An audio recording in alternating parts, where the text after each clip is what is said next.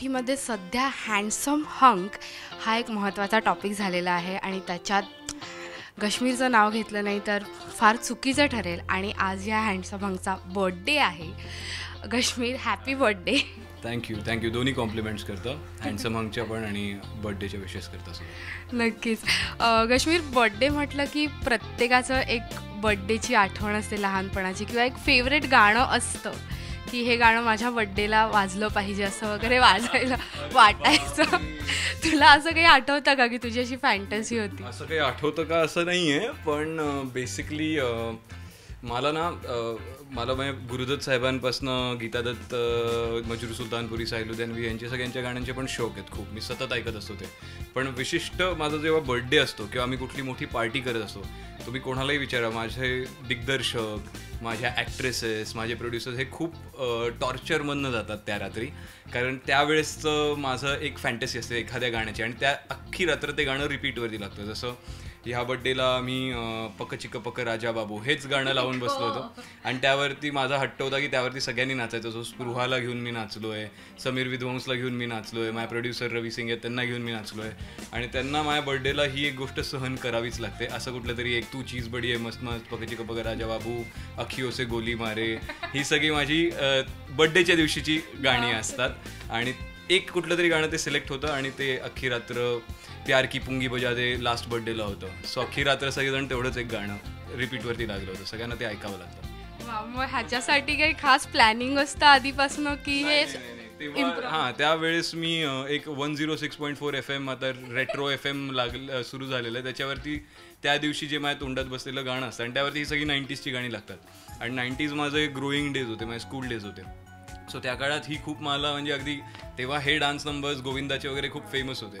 So तो channel माझ्या गाडीमध्ये सतत ऑन असतो, आणि त्या दिवशी ते जे माझं 2 दिवसाकरता ते गाणं जे बसलेलं असतं डोक्यात, ते माझ्या बर्थडेला रिपीट होतं. बरं, हा उपक्रम कधीपासून सुरू केला? हा उपक्रम गेले 10 वर्ष चालू आहे. म्हणजे माझ्या काही माझ्या माणसांबरोबर मैत्री पण माझी तुटली या गाण्यांवरनं. बड्डे नंतर त्यांनी माझ्याशी बोलणं सोडून दिलं, कारण मी कंपल्सरी त्यांना अखियों से गोली मारे या मेरे प्यार का रस जरा चखना वगैरे वरती अख्खी रात्र नाचायला लावलं होतं. किंवा हां, माझं अजून एक फेवरेट आहे, दुनिया में आए होते लव कर लो, जुडवामधलं. सो अशी गाणी माझ्या बर्थडेला वाजतात. मग आतापर्यंतच्या तुझ्या ह्या उपक्रमातला बेस्ट? माझ्या बर्थडे पार्टीला कधी नाही येणार. नाही, मला गाण्यांच्या चॉईसेस आवडल्या, चांगल्या आहेत. पण एकच गाणं ऐकावं लागतं अख्खी रात्र, आणि नाचावंही लागतं कंपल्सरी. आणि तुम्ही नाचत नसलं तर मला नाचताना बघावं लागतं. हा, ते मान्य नाही, ते मान्य आहे. पण माझी आई मला नेहमी म्हणते, कारण तेव्हा मी इतका भन्नाट नाचत असतो, अगदी म्हणजे जसं बघितल्यावरती वाटणार नाही की ह्या मुलाची एक डान्स इन्स्टिट्यूट आहे. माझी आई नेहमी म्हणते की आत्ता हा जे नाचतोय ते प्लीज शूट करून फेसबुकवरती टाका, ह्याच्या इन्स्टिट्यूटमध्ये कोणीही ॲडमिशन घेणार नाही डान्सच्या.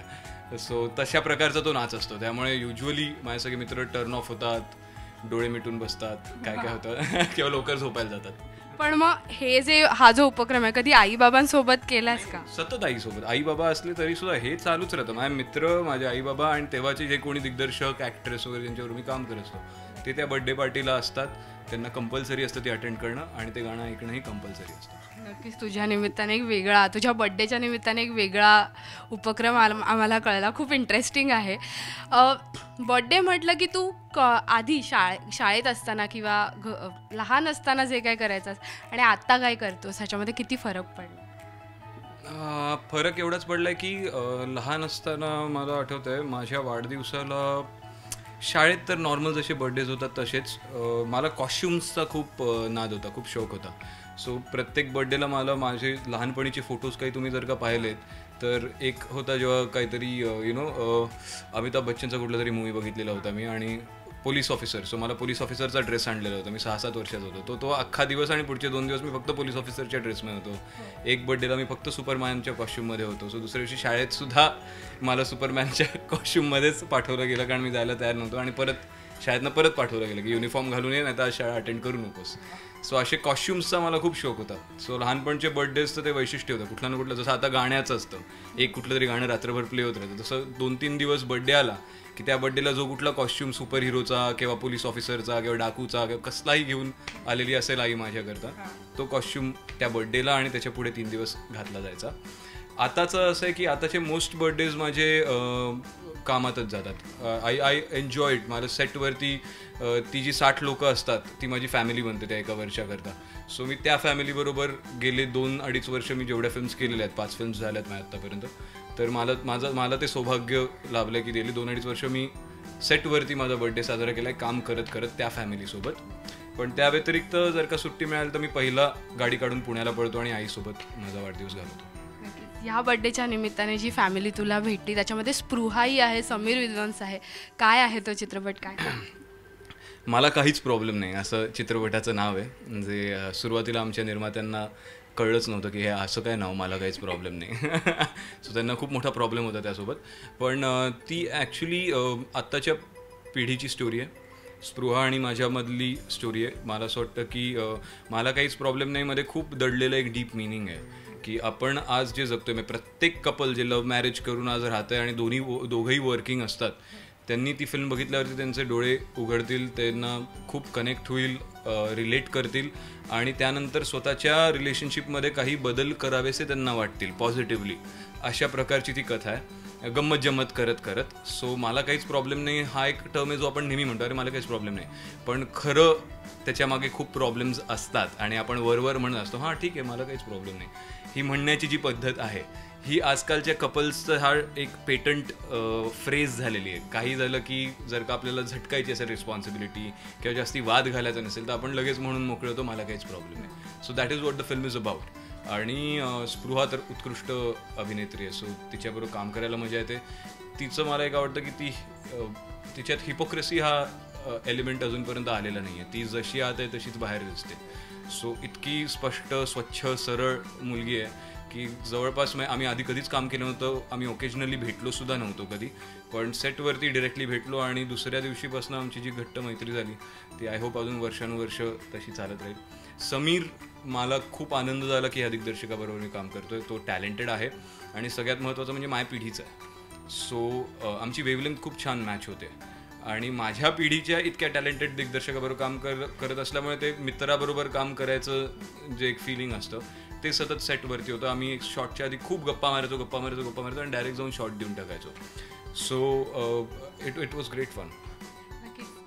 बर्थडे म्हटलं की एक असतं की सेलिब्रेशन असतं, पण त्याच्यासोबत वयही वाढत असतं, तर त्याचं कधी काही विचार करतो? नाही, अजिबात नाही. मला इनफॅक्ट मी माझं वय ओपनली सांगतो. मी 32 वर्षाचा झालो आहे आता आणि लोक वय का लपवतात ह्याबद्दल यावर माझा खूप मोठा आक्षेप आहे. आय फील तुम्ही जसे जसे एज होता, तुमची मॅच्युरिटी वाढते, तेवढी जास्त तुमची पर्सनॅलिटीसुद्धा अपीलिंग होते. आणि मला आता मला किंचित माझे केस काही ग्रे स्ट्रिक्स आहेत माझ्या केसांमध्ये, जे माझं जेनेटिक आहे. माझ्या वडिलांना सुद्धा 25व्या वर्षापासून ग्रे स्ट्रिक्स सुरू झालेले होते.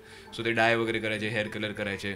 तर मी इनफॅक्ट माझा मेकअपमन खूप वैतागतो की तुम्ही ते लपवत नाही आणि मग शॉर्टच्या आधी येऊन मस्कारा वगैरे लावायला सुरुवात करतो आणि मी खूप वैतागतो. मला असं आहे की अरे दिसू दे ना यार, मला ते खूप ग्रेसफुल वाटतं. मला ते सॉल्ट पेपर लुक आणि किंचित ग्रे स्ट्रिक्स झाल्यात, त्यातनं तुमचं एज कळतं, तुम्ही कुठला तुमचा एक मोठा प्रवास त्यातनं दिसतो. त्यातनं तुम्हाला आलेली जी ग्रेस असते, तुम्ही जे काही शिकला असता, जी पॉईज झालेली असते, I feel that is very appealing. जसं it's like wine.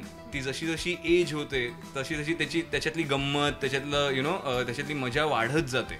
So I feel कोणी एज कधी लपवावं नाही आणि जर का तुम्ही प्रत्येक वाढदिवसाबरोबर अजून प्रगल्भ होत जात असता, सो ते होत असेल तर nothing like it. As and how माझं लाईफ प्रोग्रेस होतं आहे, मी ते जास्तीत जास्त एन्जॉय करतो आणि I am looking forward to it. असं नाही की अरे आता माझं वय वाढलं, अरे छान आहे, मला अजून 1 वर्षाचा एक्सपिरियन्स मिळाला, त्यात मी खूप काही शिकलो. आता पुढचं वर्ष मी अजून छान रीतीने गेल्या काही चुका आहेत त्याच्यावरती मात करत करत स्वतःला इम्प्रूव्ह करत काढेन. So it's a positive sign. नक्कीच. ह्या बर्थडेचे प्लॅन्स काय आहेत, काय करणार, काय ठरवलं? आईसोबत काढणार आहे हा बर्थडे. ह्या बर्थडेला लकीली मला काहीच प्रॉब्लेम नाही. समीरच्या फिल्मचं शूटिंग बर्थडेच्या आधीच संपलेलं आहे. सो त्यामुळे आता बॅग्स पॅक करून ताबडतोब पुण्याला जायचं आहे, कारण 2 दिवसाची मी सुट्टी काढली आहे, 8 आणि 9 तारीख असं. सो 8ला संध्याकाळी आईबरोबर पार्टी करायची आहे आणि माझी आई पण एक पार्टी ॲनिमल आहे, सो ती एन्जॉय करते पार्टीज. सो आई आणि माझे काही तिकडचे क्रू मेंबर्स, माझी डान्स इन्स्टिट्यूट आहे तिथे, ते crew members they are like family to me. तेच माझे मित्र आहेत, मला बाहेरचे असे काही मित्र नाहीत जास्त.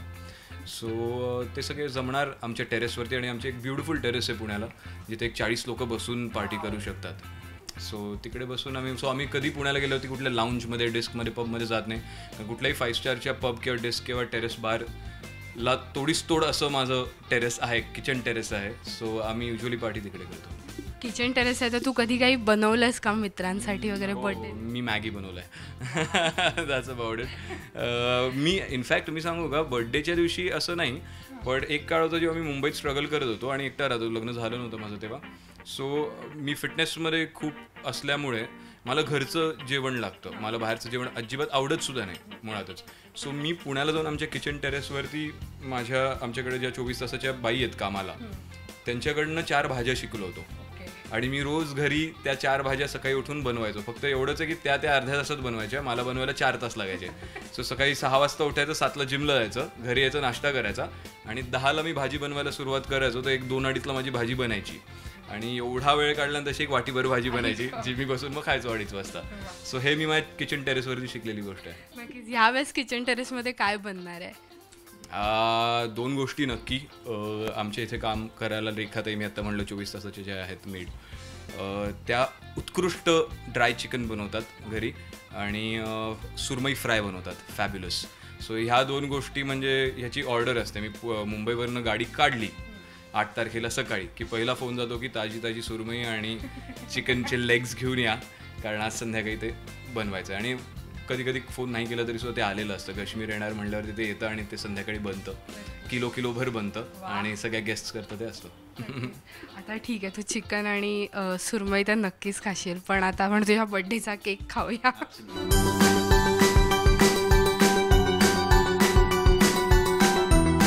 So here is the cake. आणि हा स्पेसशिपच्या आकाराचा केक आहे, अवकाशातून आलेला. सो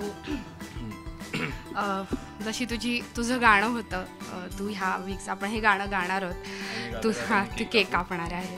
ओके, सो मी गाणं गाणार आहे. माझ्या आवाजासाठी माफी असावी. मी लिरिक्स शोधलेत. 5, 6, 7, 8. पक चिक पक राजा बाबू, चल गया कोई जादू, ना रहा दिल पे काबू, क्या कर गई Hasina. Thank you. Thank you so much.